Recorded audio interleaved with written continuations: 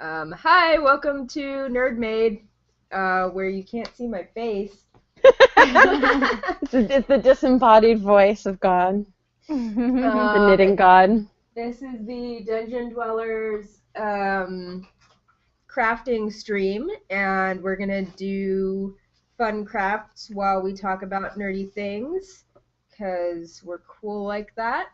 I'm Sarah, and I'm gonna be knitting, and I like tabletop games, obviously. I play a lot of video games, and I have many nerdy book and movie interests as well. Um, and then I think the next person on the stream is Michelle. So if you want to introduce yourself, I guess I did. That doesn't help. There are many Michelles. Needlepoint Michelle. Yeah. Yes, that makes it easier. No, yeah, so my name's Michelle, and my craft is needlepoint. So the thing that I'll be working on today is a simple cross stitch. And we can go into more detail about what that means and the different categories within this craft. And I am obviously also into tabletop games. Me and the other Michelle are actually we play D&D on this channel on Wednesdays together. And I believe Sarah and Michelle play a space game on Sundays. And called Big Damn Heroes. Mm-hmm. And let's see.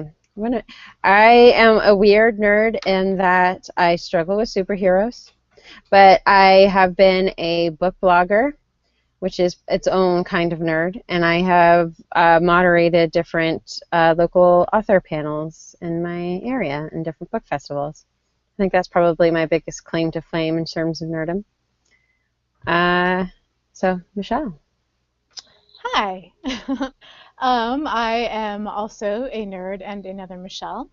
We like things to be very consistent. Yes. I typically crochet, which is what I will be doing on stream most of the time. But I also, as far as crafting goes, I sew. I have attempted knitting, but I think it's ridiculous, so I don't. And I also bake a lot, and I guess that's about Oh my God, so future cooking show, basically. Totally. I do love baking. In my office, yeah. You just need a GoPro. Oh my God, that'd be awesome. My claim to nerdom started a long, long time ago. I was a mall rat. My parents owned a store in the mall, and there was also a comic book store. And at the same time, my parents also owned an arcade. And so I spent the majority of my childhood in an arcade and in the book/comic store because there was literally nothing else for me to do. And the comic book store guy was the only guy that put up with me going into a store several hours a day, every day, and not buying anything. So I sat in the corner and read comics, and I played video games. And then fast forward to I played video games on Nintendo, etc., aging myself. And then I got into EverQuest, and then World of Warcraft, and then tabletop games, specifically Vampire the Masquerade. And now I have learned how to play Dungeons & Dragons through Dungeon Dwellers, and I play on Big Damn Heroes and Sanguine Isles in this game. And Sanguine Isles, as I believe the appropriate pronunciation. That's correct, actually. And I also read a lot. And that's about it, I think. I'm fascinated by the fact that your parents owned an arcade. They did. Yeah, and I feel completely slighted by the fact I did not know that before. Same though. I guess I don't really advertise that. I used to go into the office and just grab a handful of tokens because I could and stuff them in my pocket, and then I would go stand in front of Mortal Kombat for 7 hours and play it, which made the other people play not so happy. But yeah. So really, that's the best childhood anyone could ever wish for. I mean, that sounds amazing. I was by myself all the time, but I had video games to keep me video games for my friends.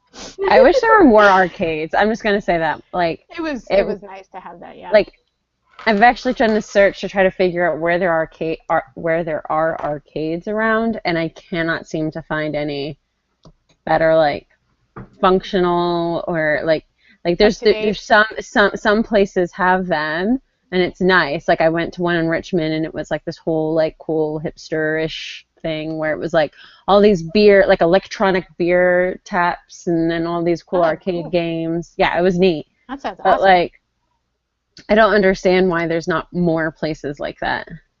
People just stopped coming in to play them because of consoles, because of like Sega and Nintendo and all of that. Like the amount of Fair. people that came to arcades just totally stopped. But there's like this vibe to them, you know? Like Totally is. It was so neat, especially when you'd get like we'd have like tournaments, like Mortal Kombat tournaments, and people would come in and stand around the game and watch people play on like one token, which was 25 cents, and make it like all the way to the end and win like money, and it was Wow. like such a cool experience.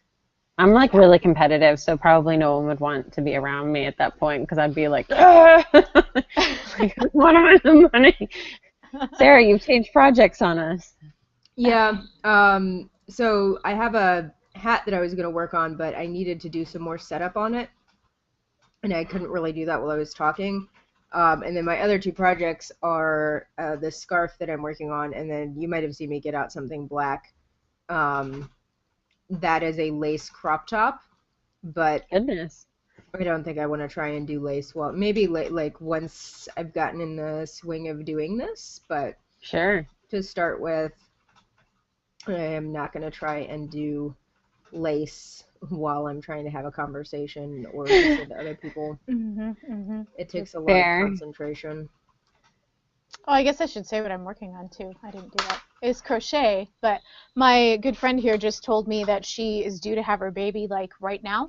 So I'm like, hey, I should probably crochet something. So I made a newborn hat already for a boy, Oh, and now I'm making matching booties to go with it.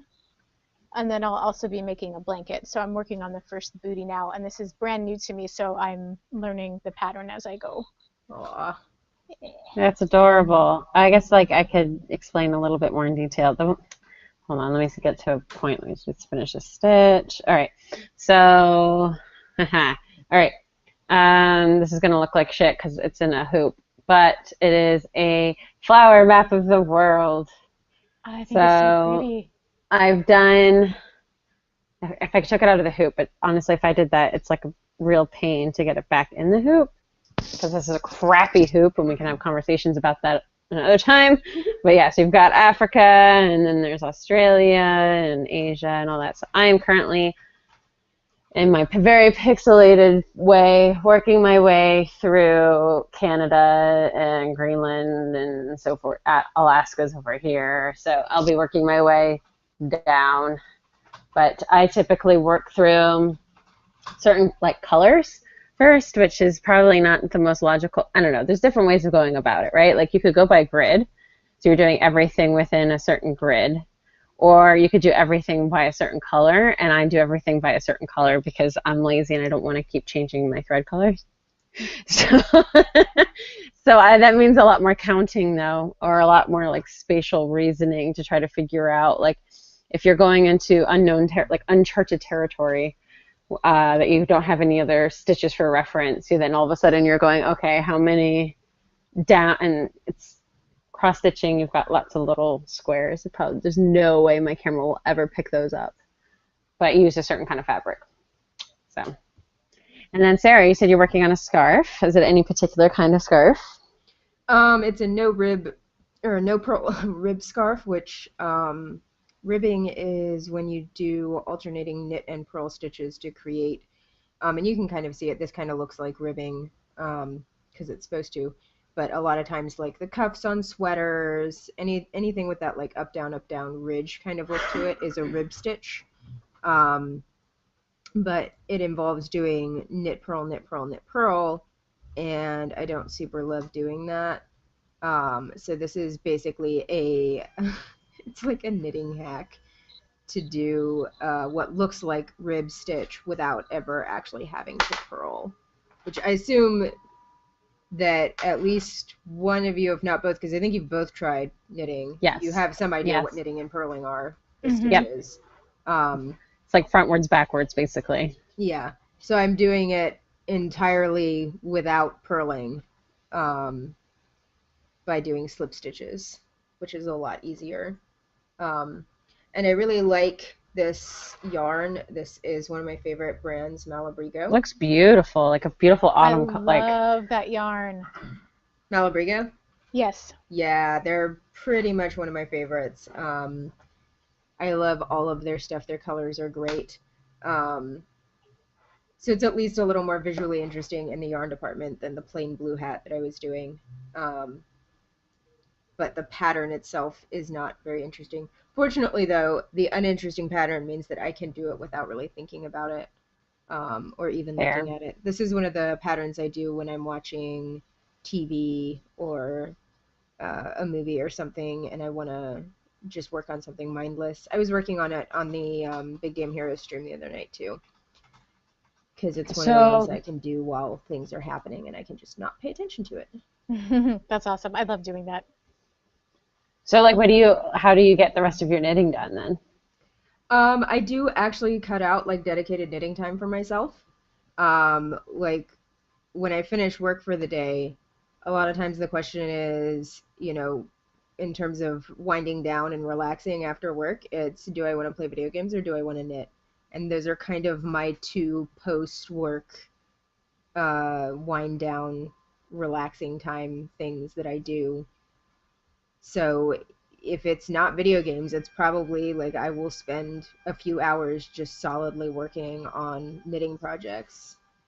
Do you not have anything in the background when you do that? Because, like, I guess the thing that I struggle with my, like, needlepoint, right, is, like, I have to be, like, listening to something or, like, it's almost like a busy hands task for me. Admittedly, cross-stitching in general is, like, easier, but... It depends. So... movie, TV stuff, yeah, like with the cable hat, I'll be able to watch stuff while I'm doing that. And theoretically, once I have it set up, I should be able to do that on stream as well. I don't think it'll be so complicated of a pattern. It's just that I'm on the setup row, and that involves counting, and I can't keep stopping to count while I'm doing this. Fair. But I can definitely do that one on stream at some point. If I'm still working on it by next week. It might be done by next week, but I'll have another one. Oh my gosh, you're so prolific. I'm trying to get hats done for everyone in my family, so I have a lot to do. Wowie. But the black lace crop top that I'm working on, I can watch some stuff while I'm doing that, but I can't watch just anything. So, for example, one of the things I've been doing lately actually is watching old Star Trek, because I'd never watched Star Trek before.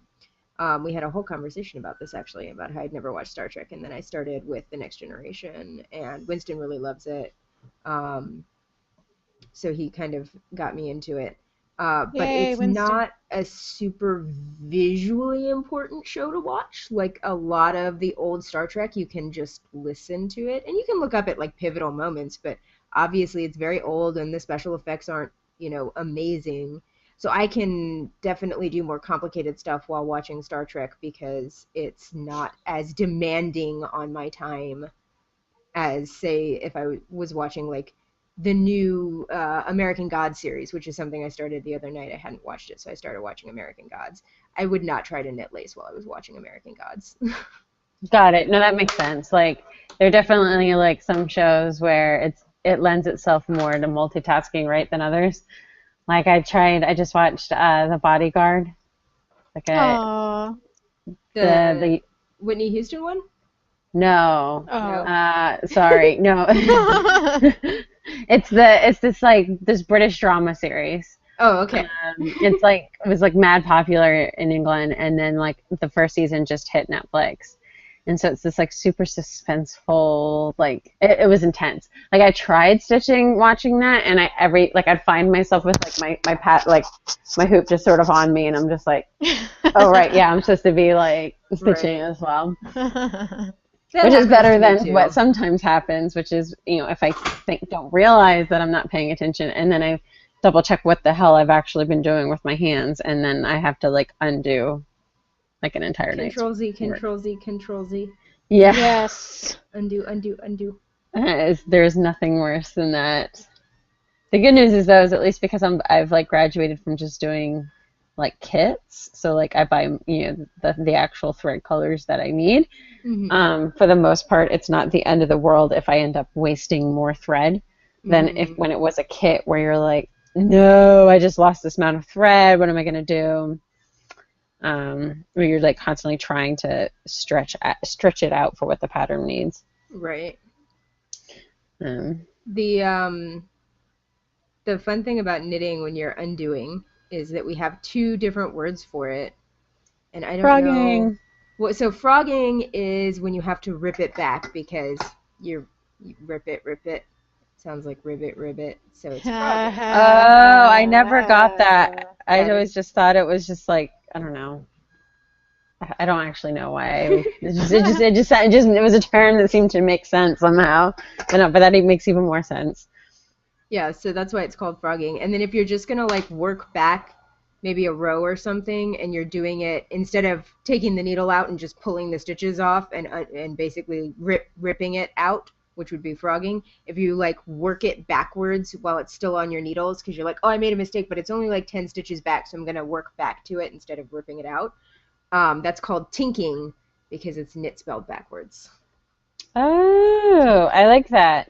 I might repurpose that. There's probably maybe another term for needlepoint that I don't know about that does that, but there's definitely that same, at least for me, like the same idea where it's like if I, have stitched somewhere that I'm not supposed to stitch, I can try putting the needle back and like trying to undo it that way. But keeping the thread on the needle and so forth. But there's hazards in doing that because it means that if you obviously don't put the needle directly back in the same exact hole that you pulled the thread in through the first time, you're now creating lots of little mini stitches, and then it's a recipe for lots of little knots, and then you just completely waste your thread, and then most importantly, you end up stretching it out to your fabric, which then creates issues. So then if I was smarter, it really would be more of the frogging concept where I would just pull the thread off the needle and just sit there and just hack and slash at the thread, basically. Though, that said, sometimes it'll still get knotted, and then you'll still end up with frayed shit, and then it still stretches out the fabric. So I typically have some rules for when I need to stop crafting, when I realize that I am making more mistakes than I should be. So how long has everyone been doing their respective craft? I started knitting when I was, it was probably before I was 10, but I round down because I'm not entirely sure. So I say I've been going on 16 years of knitting, based on if I started at 10, which I'm fairly confident I started before I was 10, but I'm not 100% sure, and obviously I didn't have Instagram then. So I don't have a record that far back of my knitting. I'm going to say if I go all the way back to like the time I remember my grandmother sitting me down and saying, here is this ugly red thread or yarn that I don't want and a crochet hook I don't care about, learn how to crochet. I was like 5. So I'm going to say 30 years I've been crocheting. It's a long time. There were stints in there where I didn't at all, and then I would come back to it. So, yeah. Is there a flute in the background? No, that is Winston's 3D printer. So there's your answer, Winston. They can hear it. I just now heard it like for the first time. I've been hearing it for a while, and I was like, interesting background music choice. No, that's his 3D printer. He just got some new filament in today. So he's doing some test prints. That's so badass. You don't have to stop it, babe. Yeah, just keep going. You're fine with it. You can just let it finish. It honestly sounded like flutes. She thought it sounded like a flute. So yeah, so I think in terms of needlepoint, it's probably been not that long, probably 6 years when I picked up like cross stitching, but I have done both crochet and knitting as well. Actually, I think if we're going all the way back to crafts, I have used to make doll dresses with my mother sewing with the sewing Oh, I machine did back in that the day. too. But yeah, I think I probably learned how to crochet first, I think. I had like some like crochet book and like so I've been like self-taught primarily. And then I moved into knitting. I think that was primarily through YouTube, though my mother had taken like knitting classes way back when she was a kid, so she like could kind of like she was like, oh, and the proper push. It was like this whole time. I was like, I don't know.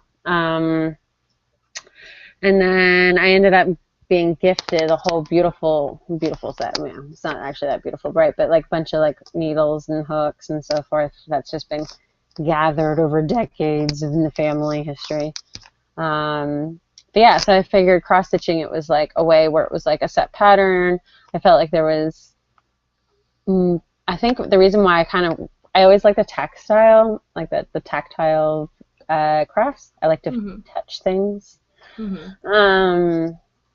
So I think it was just a matter of cross stitching is simple for the most part. And then that was a gateway drug into the broader world of embroidery and needlepoint, which cross stitching is literally just one type of stitch as opposed to like a whole plethora of embroidery stitches. So, but yeah, I like how you said it's a gateway drug. That's funny. Yeah, no, I mean like because it really is like when you do like the cross stitching, right? Like you can buy like the kit, and typically sometimes it'll come with the hoop and then the Aida and like all that good stuff. And then once you realize you're like, oh cool, look, I made something on fabric, that's neat. And then you go, well, what if I want to create my own pattern? And so there was this point where I was like, oh, wouldn't it be neat if I could make like cross stitch dice bags, like make my own thing for like a D&D character. And I did this whole search. It was really stupid. I did like all this Etsy searching about cross stitch dice bags, not realizing at the time that cross stitch was literally just one type of stitch, and that what I should be searching for was embroidered like dice bags. And so then I realized that like cross stitches, because it's basically pixel art, stitched pixel art, whereas the broader world of embroidery can go as fancy as something called needle painting, where it literally looks like someone painted a picture but with thread. It's like all these like minute little stitches and coloring and shading here and there. I mean, I don't think I will ever get to that stage. It would be glorious if I did, but that actually requires like real artistic talent, where I'm just really good at following directions. So, but yeah, so then I ended up going and creating like my own embroidery designs, and then slowly learning the different stitches from there, with the goal of Howdy, one day, my name is Bill. maybe doing some more advanced needle painting type stuff. Some people do like straight up like portraits of their cats in needlepoint. I've seen crazy. That. That's crazy. There's got to be like software out there to design embroidery, doggy, like and be able to and be able to like put your stitches like down on a grid and like plan. Oh yeah, there are in terms of putting it in a grid. The only issue is that a lot of the images are like higher resolution, so to actually get it into something that looks like the original image, typically you end up either having like some insane amount of colors and like weird gradients, or it ends up being literally looks like half like downloaded art, right? Like where it's like clunkier. It was this whole thing, and then some people are smart and can like use Excel, right? Wow! I made knitting patterns in Excel.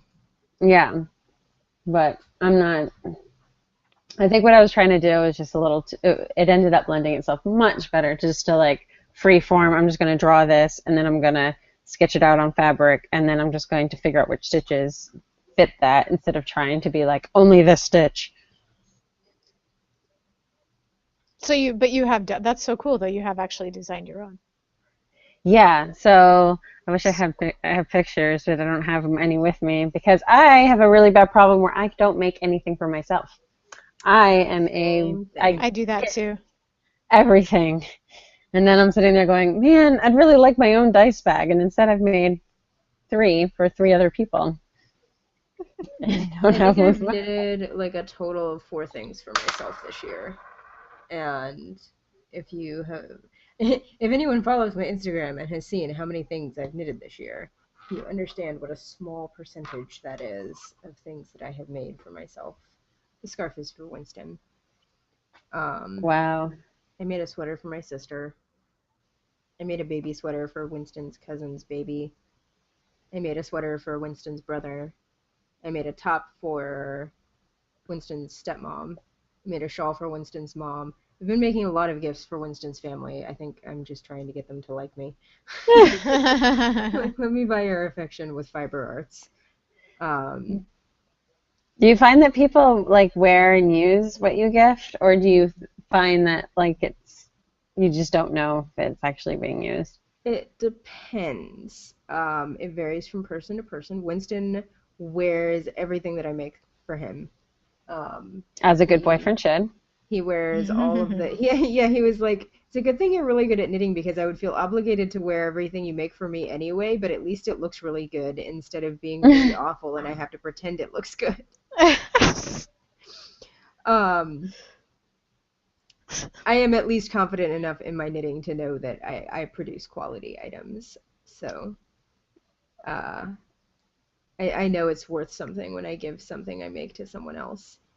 But yeah, so I have a friend named Perla. I made her a mermaid tail blanket, and not only does she use it all of the time, but she also like posts it on her Snapchat and her Instagram and tags me when she's like posting it. Like if it's in a picture, you know, she's Aw, like, that's neat. Sarah made this. Aw. I banned my sister for a really long time because I used to make lots of things for her, and she at one point actually was like, don't make me knitted things anymore. Like, I would rather you just buy me gifts than make me gifts. And I was like, all right, well, cool. You're not getting anything ever again. And then, like, a couple years ago, she was like, can you make me a sweater? And I was like, excuse me? So she had to apologize for Such of a tone. yeah, for telling me to never make her anything ever again, Ugh. and get back in my good graces before I would make her anything. But yeah, like it definitely varies from person to person. One of the issues I have is if someone hasn't received something from me previously and I give them a gift, is that they'll be like scared to use it or wear it. Oh, for thinking that like it might like not hold up or Yeah, like I've made socks as gifts, and socks are, if I make you a pair of socks, that is a major labor of love because socks can take like I mean, everything knitting takes hours and hours and hours, but socks take so many hours because you're knitting on very small needles with very fine yarn, um, to make a good pair of socks. Like these are size 8 needles that I'm working with right now, and when I do socks, I do them on size 2s. oh, goodness. So very small, very fine work. But they hold up well. But like I'll give people a pair of socks and they'll be like, "Oh my God, I can never wear these," or "I can only wear these around the house." And then Winston's over here like rotating the 3 pairs of socks he has from me so far and wearing them all the time. Nice. And I wear the socks that I make for myself pretty consistently, and The one pair. right? I have a couple pairs, but they definitely hold up better than I think people would expect. I think the other thing people are worried about is like, what if it gets dirty? How do I clean it? Fair question. And the answer is you hand wash it, and then you let it dry. You don't throw it in the dryer. Yeah, I imagine with the wool it would just shrink, and then not really hold up. Yeah, but it's not like you have to dry clean it or anything. You just soak it in warm water and use some wool wash and let it dry afterwards. Like lay it flat to dry. Try not to distort it when you're laying it flat. And that's it. Like it's not really that scary. But I made a hat for Winston's brother, and then the hat, he left it in his car, and there was a leak in the car, so it got really soaking Oh wet. no. He was like, "What do I do with it?" And he was like panicking about making sure it, it was okay. And I was like, "No, no, no, it's fine, it's fine. You just got to get some, gentle detergent, rinse it out, and then like lay it flat to dry. It'll be okay." Yeah. No, so I actually have another question for you, Sarah. Sort of like slightly not related, but related. So I Okay. see you've got circular needles right now, right? Yes. So, but you're not doing something that requires a circular needle, right? Like, is that just, It's or does it? it does not. I just like circular needles better. Part of the reason is that when you work with standard like straight needles, the length is probably about double what I have here. So when you're working with it, you've got this extra like long straight metal piece coming out to the side, like wibbling all around as you're working. And cable needles, you have a much shorter piece of actual metal to work with. So Mm. that kind of just stays inside my hand, and you can see it doesn't extend beyond my hand on either side, really, Mm-hmm. which makes it a lot more manageable. And then for storage purposes, it's also really great when I get to the end of this row. I can show you, but you can just slide all of your stitches down onto the cable and not worry as much about them sliding off as if they were on a straight Oh, needle. I see what you're saying. Yeah. So like See, here's like, my so cable. that must mean though that, I mean, obviously, I mean, you're a masterclass knitter, so this isn't a concern for you, but you have to have tension, right? Just so when you're Um, doing a circular needle, right? I mean, tension is important in any kind of knitting, but the stitches kind of maintain their own shape even on the cable. So it's not like if I knitted tighter, they would be closer on the cable, and if I knitted looser, they would be looser on the cable. But what really holds them in place is the fabric of the previous row. Um, Mm-hmm. so they slide pretty easily on the cable itself, and I don't ever experience any issues of like, oh, this was on the cable and now it's too loose or now it's too tight or anything like that. See, yeah, so I think when I've stitched it before, I have I'm this probably goes for a lot. I'm like too uptight.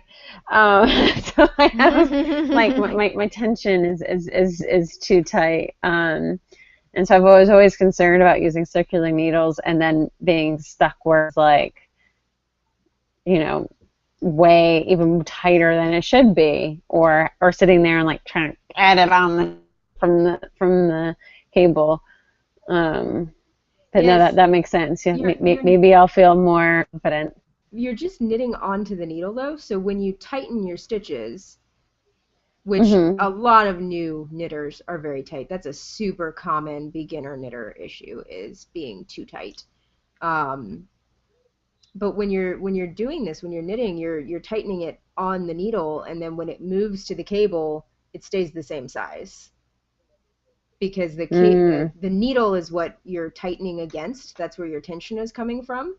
But even when it's tight here, once you've knitted past it and it gets to the cable, it stays the same size. So even if I suddenly went, I don't know, let's just say like let's say I had a group of 10 stitches, and I don't know what's going on with my internet right now. So as long as you guys can hear me, that's good. Yeah. Yeah. Um, so I think everyone's just suddenly come home, and which means that my internet, I think, for a moment here. But I say I have a group Michelle, of your 10 comment. stitches. Sorry, go ahead. She said it's too tight. Isn't that what he said? Because we have to make Oh. sex jokes. I couldn't, it was like, yeah. Yeah, no, I understand. Fair, I would have fair, done the same thing. fair. So So, 10 stitches. to say I've got 10 stitches and say I've got like perfect tension on like the first 5. But Mhm. then the second 5, all of a sudden I'm going like, I don't know, scary scene happens on Haunting Hill House, and I'm like, starting to stitch a little tighter. Will that have an impact on the first 5 stitches? It's not going to have an impact on the first 5 stitches, no. It will have an impact on the whole. So. Yeah, it will have an impact on the piece as a whole if your tension is changing too much. And that's something I've been talking to Winston about, because of course he's a new knitter, and he's like, am I too tight? Am I too loose? Like, what am I doing? and the now that Michelle made that joke, that's just low-hanging fruit.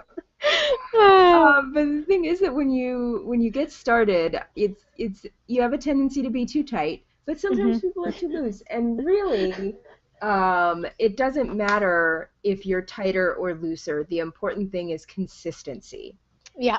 So I knit a tighter stitch, or a looser stitch, sorry, than most people do. My stitching is looser than maybe, say, the average. But if your stitching is tighter than average, that's fine too. It doesn't matter as long as it's consistent. And the only time that really comes into play is when you're going to do something like a sweater or a complicated hat or something. A lot of times there will be what's called a swatch. You have to swatch for gauge, and it will tell you that you're going to knit basically it's standard to do a 4-inch by 4-inch square, and it will say X number of stitches by X number of rows should equal 4 inches by 4 inches on the needles recommended. So you get the needles recommended, and you get your recommended yarn. So say the pattern calls for size 8 worsted weight, which is what I'm working with right now. And you say, okay, size 8 needles, worsted weight yarn, and I need to knit 25 stitches and 30 rows, and that should equal 4 inches by 4 inches when I finish it and I measure it. And when you do that, and you measure it at the end, if it's off, if it's like too small, you're like, oh, I'm very tight. I need to adjust something. Either I need to go up a needle size, or I need to go up a yarn size. Or if you're doing a sweater, you can just be like, I'll just go up a size on the sweater pattern. Instead of knitting a small, I'll knit a medium because of how off my gauge is. Or if your swatch is very, very big, you would say, oh, I'm clearly knitting a bigger swatch than what the pattern calls for. I'm looser than the tension the pattern needs, so I'm going to go down a needle size, or I'm going to knit a size smaller. And all it does is it lets you know ahead of time what you need to adjust for the pattern to make the pattern work, but it doesn't matter if you're tight or loose. It just matters that you're consistent so that your stitches are the same over the entire piece. And that is something that I have, after 15 years, gotten pretty good at. My stitches are pretty consistent.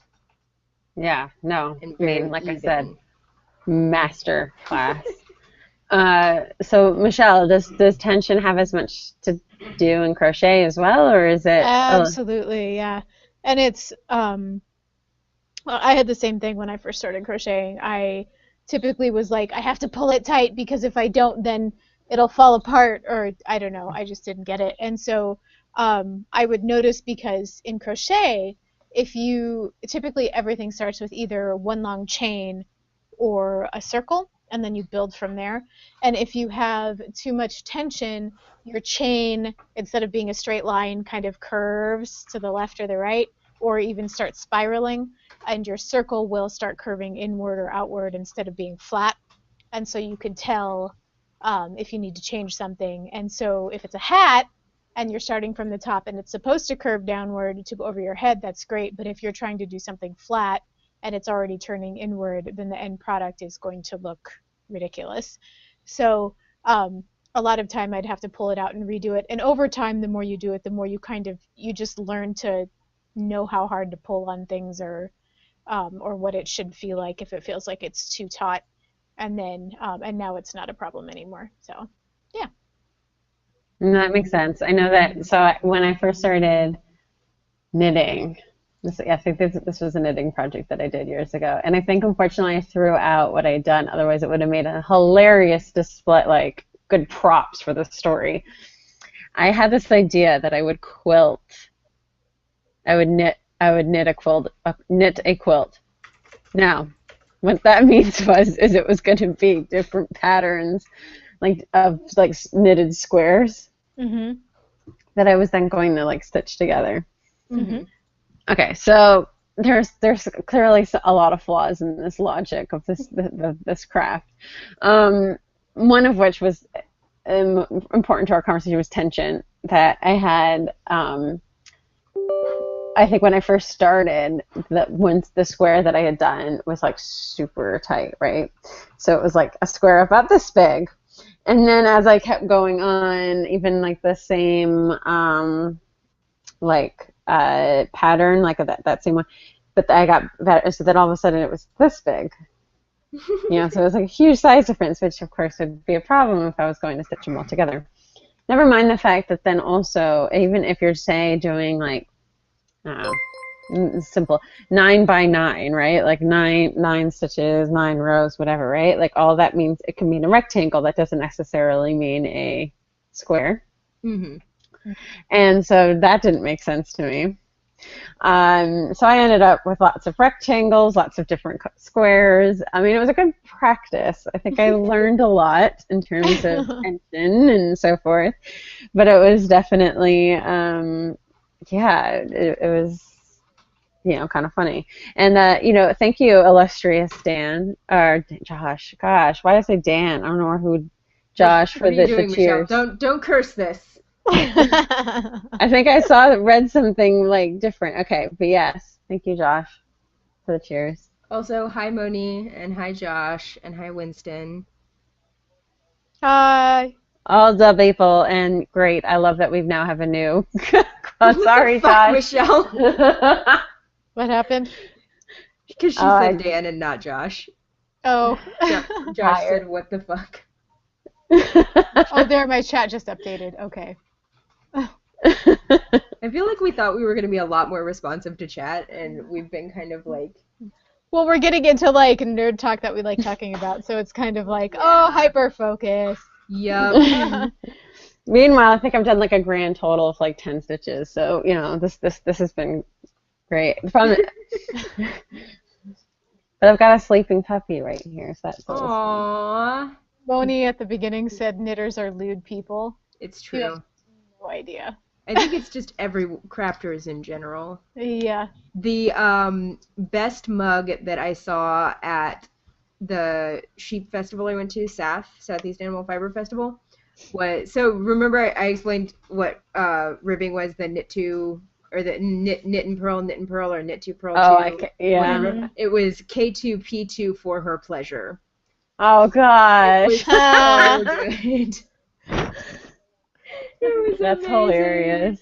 I died because I looked at it and it just immediately I was like, K2P2 ribbed for her pleasure, yes! And I just died laughing. And the guy at the booth who was selling them, they were like handmade pottery mugs. He was like, "Yep, some people get it, some people don't." I was like, "Yep, nope, I got it."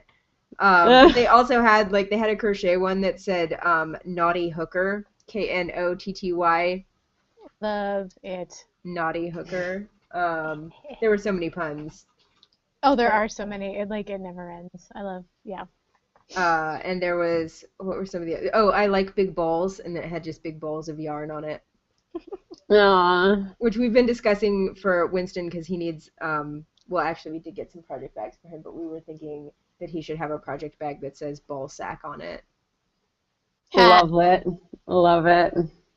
I don't really have a proper project bag. I used to get so many totes from my time as a book blogger.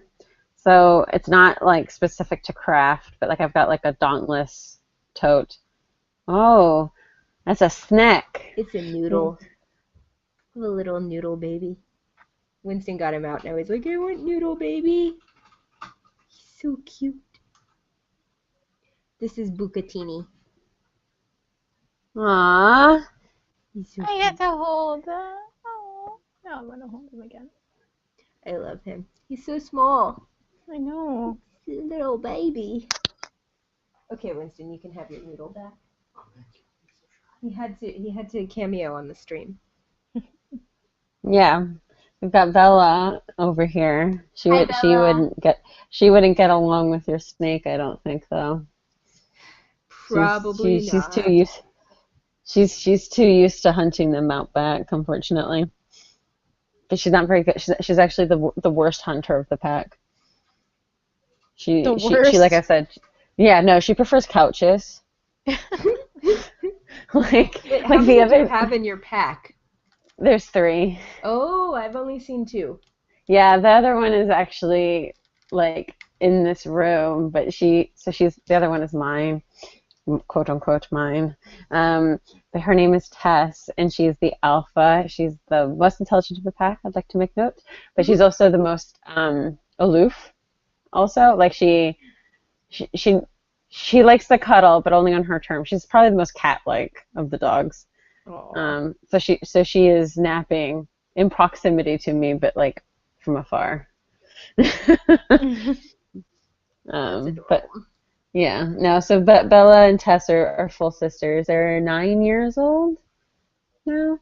And Aw. then Lucy, which is the other one that was here before we went live, she is the baby at like 4 or 5 years, something like that. She shouldn't be Winston, acting as young as she is, but Winston's comments in stream are making me giggle internally. The whole yes, squishy Josh. thing. And yes, most intelligent, most cat-like. I mean, look, I'm a dog person, but yes, there's probably some correlation there. So, this is a project bag that Winston made for me.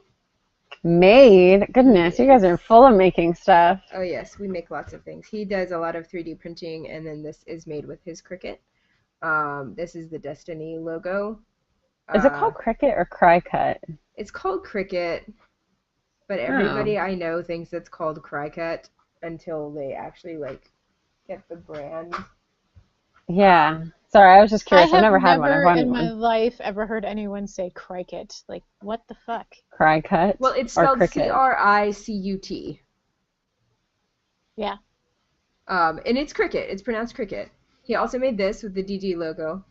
Aw. So we are thinking that we're probably gonna make project bags like these with the Nerd Made logo and the Dungeons and Dwellers logo and send them to you guys. What? Yes. Oh my God. So we're gonna have custom project bags for you guys soon, which is exciting. You are the most amazing Dope. people. Dope. Oh my gosh, yes. Mhm. So yeah, so that's something cool to look forward to, and we might also do some in as giveaways as well for the stream. So like if we do a giveaway of a crafted item, it might come in a custom nerd made bag. Oh, Um, that's a clever idea. so I like it. Yeah, I have an idea, and we'll see. I so hope to do it, but I do think that there's potential for a viewer input based project that I can create on stream. Just depends on how complicated of a project we pick in terms of how quick it could be done. mhm. But it can be done, stitched up and then be sent as a giveaway, which I think would be fun. So no one would want to make it too crazy unless you're the one winning it and you want it to look absolutely nuts. But I definitely could do like a yeah. hat or something for a giveaway. For me at this point, and this is probably a bit, I don't want to say like I've gotten to a point where I'm trying to actually be confident in myself and proud of my knitting skills. So I'm not going to say that this is um, a negative thing, but I put so much time and effort into my projects that I don't see doing anything bigger than like a hat for a giveaway. Because when I do projects, big projects, they take a lot of time and effort, and they're very Oh gosh, yes. detailed. And I don't use cheap yarn either. I'm very much a yarn snob. Um, so And yarn my can be yarn, so oh my gosh, expensive. yes. So Um, expensive. Like Malabrigo, this is probably good context for Michelle because she actually has bought Malabrigo. So Malabrigo is probably the cheapest yarn I work with. Yep, that's not cheap at all. Yeah, that's the cheapest yarn I work with. 'Cause, I mean, Malabrigo So wait, is so is how pretty how much good. how much is it a skein then? A So skein, Yeah, whatever to give way you you guys guys an pronounce it. idea, like depending on the store you're at, like it's between $20 and $30 a skein, And I don't know about Sarah, but my projects, like a hat you can do with a skein Right. and maybe have some left over. But if I was doing like a baby blanket or like I'm going to be doing or some like an afghan, like an adult sized blanket, it can take anywhere from like 8 to 10 skeins. And so Mhm. if you're looking at $30 a skein times 10 plus the hours that you put in, Yeah, it's like it adds up fast. it Yeah. does. Um, the Malabrigo is you can actually have as low as $14 for Malabrigo, depending on what type of Malabrigo you're getting. I have not seen $14 Malabrigo. I would like Yeah. to find that. It just depends on which type of yarn you're doing. I think their standard worsted Rios is usually like 18 to 20, depending on where you're buying it. Maybe as high as 22, but that store would definitely be trying to rip you off because you can get it cheaper somewhere else. Mhm. But then there are brands like Hedgehog Fibers where you're looking at probably $32 a skein minimum. And it can be even more than that. I got my biggest cash splurge for a single skein of yarn was for a skein of camel silk, baby camel and silk blend yarn. I got it at SAF, and I'm gonna do a shawl with it, and it is a lot of yardage. So like a standard skein of fingering weight yarn is probably around 400 yards, and this was like 600 something yards. So it was definitely more than your standard skein of fingering weight yarn, but it was $65 for one skein. Wowee. There was some in the store that I shop at here that was Buffalo, I think. Oh, Uh, Buffalo's expensive and too, yeah. yeah, and I think it was a blend, but it was Buffalo, and it was 60 something a skein What as is that? well. And that's just a brand name, not like it's made from Buffalo. No, it's actually made from Buffalo. Yeah, from Buffalo.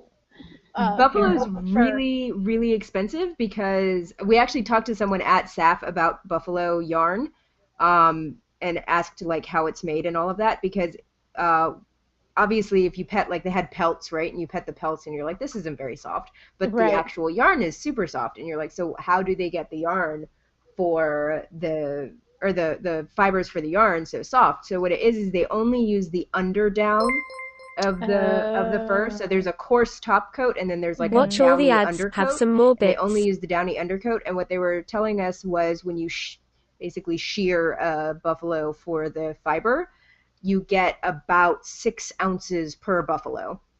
Jesus. So that's why it's so expensive. So wait, it actually is Buffalo. Yes, Yeah. it actually is buffalo. I thought I was okay. I thought I was like being like purposely idiotic, but it's No, not. it's actually Oh. No, buffalo. it's really Buffalo. Yeah. That's the same reason why camel is expensive too, because you do the same thing. You get the downy like undercoat for camel. Wow, interesting. Yak is another one where they do that, and yak is very expensive. Have you used alpaca? Yes, and I do like alpaca, although you Okay. pretty much have to do an alpaca blend because it's not strong enough by itself to be a solid strand of yarn. So Okay. a lot of times alpaca is a blend, especially if it's baby alpaca. But not necessarily. The gray hat that I did for Carrie, that was 100% alpaca. Okay. But it was definitely not very strong. You wouldn't want to like tug on it. Okay. Well, I ended up, in terms of what I'm just working on, I just reached a very annoying part, needlepoint, which is I have one stitch left of this color in this section, and I ran out of thread. Oh no! Make me jealous. So that means I have to close off this thread, put on a new piece of thread, just for that one stitch. Admittedly, that color also goes into a different section, but for that particular piece, that right little piece there, I don't have enough thread. There's no way that I could make it work. Lame. So annoying. And honestly, I think I left myself with not enough thread to even be able to tie the knot properly, which is a thing where technically with needlepoint, with cross-stitching, You aren't really supposed to be tying knots in the back, but I like to do it because I feel like it's more secure, Wait, what are you and supposed to do if you're not tying knots? you're supposed to like stitch the loose end with the other stuff. So like I say I have like, so here's my loose end, and then there's a stitch here that I need to stitch. When I start stitching that, I need to take that loose end and stitch it with the new piece. So you're like folding it on the back, if that makes sense, or securing it that way. But that requires a lot of like actual paying attention to what you're doing. And also guarantee, like there's no guarantee maybe that you're going to be going back to that same place with new thread. Yeah. So then you could still just have that loose piece. Or because of the way that I stitch, it could be like much longer before I do return back to that place to go over with the new color, because I do it all by same color swaths, right? Right. So I prefer just knotting it and then cutting any of the loose thread so there's like not too much extra thread in the back, because then that way it looks neater to me. And then less opportunity for me to like have it get loose or something. So sign of shitty yarn, guys. Like, ooh. Nah, that's the worst. Do I work that blob into my baby booty, or just like... Sometimes when it's like really matted, I'll just like get a pair of scissors and like cut, like shave it down basically. I'm about doing that actually. Because I hate like having to cut it and then reattach. Also, Michelle, that sounds terrifying, to just leave the ends right instead of knotting them. And I say this, but then like when I attach new yarn like this on my scarf that I'm doing, I literally just start knitting with it. I don't even tie it. Like I'll go back after I'm finished and weave the ends in, but I don't like tie it. That's what I do too. Yeah, I just start using the new color. I don't like, yeah. I mean, no, sorry, you go. I was just going to explain something fun about, so the yarn I'm using, Malabrigo, is a kettle dyed yarn. And one of the reasons I'm a yarn snob is because I prefer kettle dyed yarns, which you're not going to get on commercial yarns, like Red Heart or Karen or Cascade or whatever, because each skein is dyed in like a dye pot when you do kettle dyed yarns. But one of the issues that you have is that you don't have as much consistency between skeins of yarn when they are kettle dyed. So when you do a project that requires more than one skein, you want to get everything from the same dye lot, because that will minimize the changes. And then when you add another color, so you can see here that I have a strand that's here and a strand that's here, and that's because I was getting to the end of this cake, the one with this yarn. So I added the new yarn in back here, and I alternated rows and striped it until I ran out of the yarn that I was currently working with, and now I'm solidly onto the other skein, but the transition between the two skeins involves some striping, so it's not as jarring, because there's definitely a color difference. Yeah. Which I don't know how well the No, I can kind of see in terms of like the difference in the ends. Yeah, this is redder. Oh gosh, that's beautiful. This is browner. So I have to do the alternating stripes when I'm changing. Huh. That's like that's a big scarf. Yeah, must be close to the end, no? Nice and long and thick. I think I'm gonna finish off the one skein I'm on. It called for 4 skeins, so I actually have 4 skeins of this stuff. But I think I'm just so many one-liners. I'm sorry. I haven't even gone into fingering weight yarn. There was a mug that said I like a good fingering. It's nice and long and thick, Sarah. It is nice and long and thick. And warm. And warm. Oh my god. And warm. I feel like that's a good note to end today's stream on, no? That's right. People, tune in next time for more nice long thickness and fingering for quality. Yes. Purposes. Our quality purposes of really lewd puns. We promise we'll talk about nerdy stuff next time too. Yeah, we will actually talk about nerdy stuff. This Yeah, was just more of like an introduction and Yes, we will have topics. I realize though that for us, talking about nerdy things can definitely be like different techniques and styles of crafting and whatever. Like I can get into that and just like go. hmm Like Absolutely. I can just start going in on knitting stuff and you'll be like half an hour later you'll be like, "Are you done yet?" I don't even know what you're talking about anymore. Like I recognize some of those words as English, but none of this makes sense. It's hilarious. No, but it makes Oh my sense. God. It's that, it's a major hobby of yours. Passion, one would say. It's definitely a passion. What was I gonna Next say? time for nice long thick necks. Nice song. Great, I'm forever immortalized with that line. Hey, he added me in as a quote earlier that said, what was it? It was something about the too tight or too loose or something. Yes. It doesn't matter if you're tight or loose. Sarah, 2018. Oh my God, I feel like we're gonna overload the system with one-liners by the time if we ever stop streaming this show. It's like I have no idea what we just gave birth to today. All the quotes for our tabletop games will just suddenly be like, it doesn't matter. It's No. the real quotes from their brain. Long, thick passion. Oh dear. This is going to be nice, though. So warm. And there's your face. We almost see your face. Hi, guys. Okay, well, I guess we're going to wrap it up because we're only going for an hour. That felt very short to me. It is. Well, it is in the grand scheme of things. It's like crocheting and knitting. Like these projects are going to take like lots of hours. Oh, yeah. Although the booties should be pretty fast. The blanket will not be. Blankets take forever. I hope she keeps her baby in for a while. I don't think that's going to happen. Don't have birth yet. Don't give birth. I need to knit you a blanket. I'm going to need Cross you your legs. to wait. I need another 2 weeks. Yes. Hang on.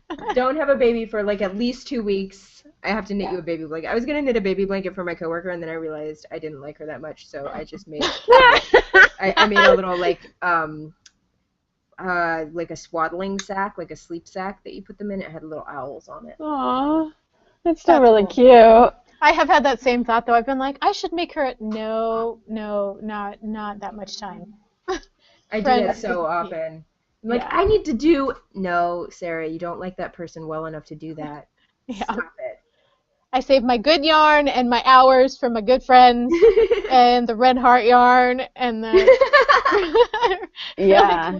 Yeah. Yep. No offense, anyone. Buy another knit. Yes, Winston called it a baby straitjacket. Aww. I'm sure it was adorable, though.